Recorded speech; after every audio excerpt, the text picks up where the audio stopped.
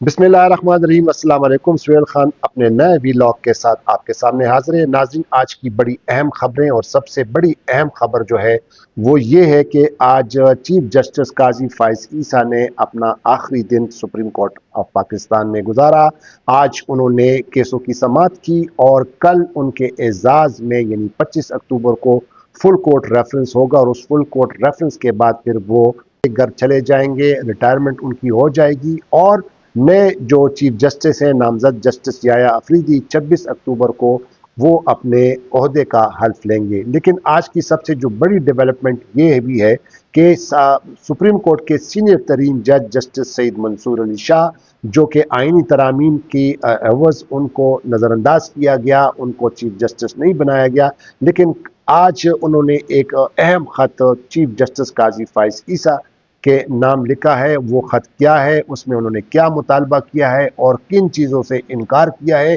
ये भी इस प्रोग्राम का हिस्सा होंगे। लेकिन नए देखने वाले नाज़रीन से मेरी इल्तिमास है कि वो इस चैनल को सब्सक्राइब करें और बेल आइकन के बटन को दबाएं। तो जी नाज़रीन, आज आगाज़ जस्टिस सईद मंसूर अली शाह साहब से मैं करता हूँ कि सीनियर तरीन जज हैं, उन्होंने चीफ जस्टिस काजी फाइज ईसा के नाम अहम ख़त लिखा है और उस ख़त में उन्होंने बाकायदा तौर पर इनकार कर दिया है कि अब वो किसी भी स्पेशल बेंच या लार्जर बेंच का हिस्सा नहीं होंगे, तब तक नहीं होंगे जब तक supreme court practice and procedure act में जो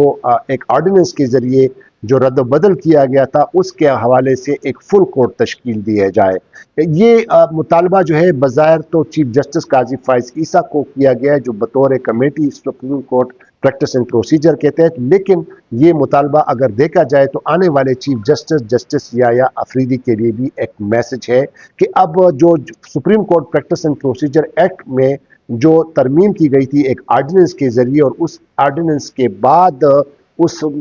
उसमें जो चेंजिंग की गई उसकी बिना पर फिर जस्टिस काजी फाइज ईसा ने कमेटी में अपनी मर्जी का एक जज लगाया, जस्टिस अमीनुद्दीन खान, और जस्टिस मुनीब अख्तर को उस कमेटी से हटाया गया था और बाद में फिर उसी कमेटी की तश्कील के एवज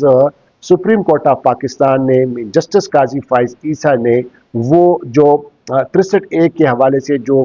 फैसला सुप्रीम कोर्ट ऑफ पाकिस्तान ने 2022 में दिया था उसके खिलाफ जो गवर्नमेंट की जो नज़रसानी की दरख्वास्त थी वो फिक्स की और फिर सुप्रीम कोर्ट का वो फैसला काजी फाइज ईसा ने कलअदम करार दिया था, जिस फैसले के तहत 2022 में सुप्रीम कोर्ट ऑफ पाकिस्तान ने ये करार दिया था कि अगर कोई भी पार्टी का रुकन किसी दूसरी पार्टी को पार्लियामेंट में वोट देता है अपनी पार्टी के मंशा के खिलाफ तो उसका वोट शुमार नहीं होगा। लेकिन काजी फाइज ईसा साहब ने बड़ा कारनामा करते हुए उस सुप्रीम कोर्ट के जजमेंट को उड़ा दिया था और उसके बाद जो सूरत हाल बनी और जो नई 26वीं आईनी तरामीम की गई उसमें किस तरह ये तमाम चीज़ें की गई, तो ये जस्टिस सईद मंसूर अली शाह साहब का उन्होंने उनसे मुतालबा किया है कि पहले supreme court practice and procedure committee में जो रद्द बदल किया गया था उसका बाकायदा तौर पर उसके लिए फुल कोर्ट इजलास बुलाया जाए और उसका जायज़ा लिया जाए, आइनी और कानूनी जायज़ा लिया जाए। उसके बाद तब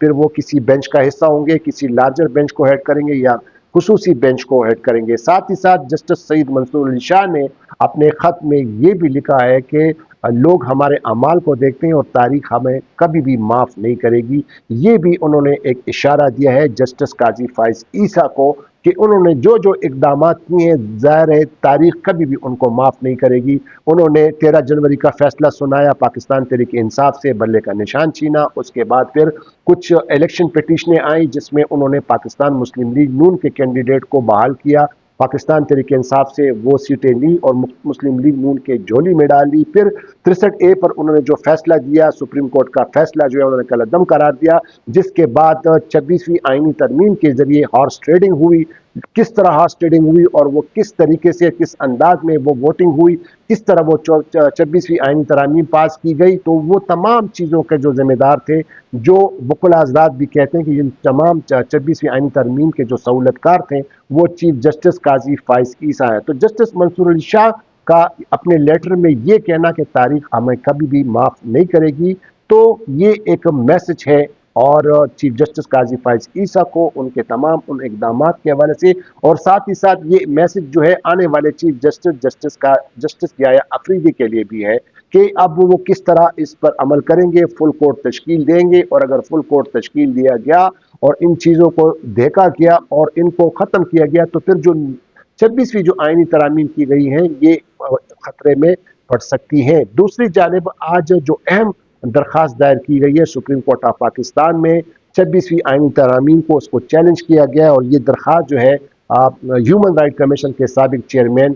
سینئر سابق اے این پی کے رہنما افراسیاب خٹک نے یہ درخواست دائر کی ہے، اور اس میں انہوں نے باقاعدہ طور پر یہ مطالبہ کیا ہے کہ جو 26ویں آئینی ترمیم میں ارکان اسمبلی نے جو ووٹ رضاکارانہ پر آیا، یہ جو 26ویں آئینی ترامیم میں جو ارکان اسمبلی نے یہ ووٹ جو ہے وہ رضاکارانہ طور پر ڈالا یا دباؤ کے تحت ڈالا، اس پر سپریم کورٹ آف پاکستان اس کی انکوائری کرے، اور سپریم کورٹ معاملے میں خود انکوائری کرے یا جوڈیشل کمیشن کے ذریعے ارکان پر دباؤ ڈالنے کے معاملے کی انکوائری کرے۔ اس میں یہ درخواست میں افراسیاب خٹک صاحب نے بہت بڑی استدعا کی ہے، اور انہوں نے یہ بھی کہا کہ قرار دیا جائے کہ 26ویں آئینی ترمیم درخواست طریقے سے منظور نہیں کی گئی، اور ارکان اسمبلی کے انتخابات تنازعات الیکشن ٹریبونل میں زیر التوا ہے۔ یہ بھی افراسیاب خٹک صاحب نے اپنے درخواست میں انہوں نے کہا، اور اس کے ساتھ ساتھ انہوں نے یہ بھی کہا کہ 26ویں آئینی ترمیم کو عدلیہ کی آزادی کے خلاف قرار دیتے ہوئے اس کو ان تمام چیزوں کو یعنی آئینی ترامیم کو جو ہے وہ کالعدم قرار دیا جائے، اور انہوں نے یہ بھی کہا کہ ججز کی سالانہ کارکردگی کیا جائزہ لیں، چیف جسٹس کی تعیناتی کے طریقہ کار میں تبدیلی اور آئینی بینچوں کا قیام عدلیہ کی آزادی کے منافی ہیں۔ یہ اپنی درخواست میں لکھا ہے افراسیاب خٹک صاحب نے، اور انہوں نے یہ بھی کہا کہ 26ویں آئینی ترمیم کے خلاف درخواست پر کانسٹیٹیوشن بینچ جو ہے سماعت نہیں کر سکتے۔ بڑے بڑے مطالبات کیے گیا جا رہے ہیں جناب۔ اس سے پہلے بھی ایک درخواست دائر ہوئی تھی سپریم کورٹ آف پاکستان میں 26ویں آئینی ترمیم کو چیلنج کیا گیا تھا۔ اب دیکھنا یہ ہوگا کہ اب جسٹس سید منصور علی شاہ صاحب نے یہ جو خط لکھا ہے، اب یہ ایک کھلا میسج ہے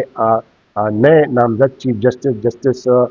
یایا افریدی، جو کہ 26 اکتوبر کو اپنے عہدے کا حلف لیں گے، اور اب بڑے بڑے چیلنجز ہیں، اور اب دیکھنا یہ ہوگا جتنے بھی آئینی ترامیم کی گئی ہیں اور جس انداز میں کی گئی ہیں، جس نیت سے کی گئی ہیں، اس کا پتہ چلے گا، کیونکہ آگے چل کر جو ہے ہم نے پہلے بھی آپ کو پروگراموں میں بتایا تھا ناظرین کہ یہ جو 8 جج صاحبان ہیں جنہوں نے 12 جولائی کو 13 رکنی بینچ کے فیصلے میں بیٹھے تھے اور انہوں نے ایک فیصلہ قرار دیا تھا، انہوں نے فیصلہ دیا تھا، تاریخی فیصلہ دیا تھا کہ پاکستان تحریک انصاف کو ان کو تمام جو مخصوص نشستیں ہیں وہ ان کو دی جائیں، لیکن اس پر ابھی تک عمل درآمد نہیں کیا گیا ہے۔ الٹا حکومت نے الیکشن ایکٹ میں ترمیم کی تھی، اور اس ترمیم کے بعد پھر الیکشن کمیشن آف پاکستان نے ابھی تک سپریم کورٹ کے اس فیصلے پر عمل درآمد نہیں کیا ہے۔ تو اب حالات بڑے سنگین ہوتے جا رہے ہیں۔ اب دیکھنا یہ ہوگا کہ نئے چیف جسٹس یایا افریدی وہ کیا اقدامات کریں گے، کیا یقینی بنائیں گے یہ تمام جو درخواستیں ہیں، اور پھر جو جسٹس سید منصور علی شاہ صاحب نے جو بڑا مطالبہ کیا کہ وہ تب تک کسی بھی بینچ کا حصہ نہیں بنیں گے، کسی لارجر بینچ کو ہیڈ نہیں کریں گے، کسی خصوصی بینچ کو ہیڈ نہیں کریں گے، کیونکہ جب تک اس پر فل کورٹ نہ بلایا جائے۔ ایک نئے پروگرام میں دوبارہ آپ کے سامنے حاضر ہوں گے، تب تک کے لیے اجازت دیجیے۔ خدا حافظ۔ پاکستان زندہ باد۔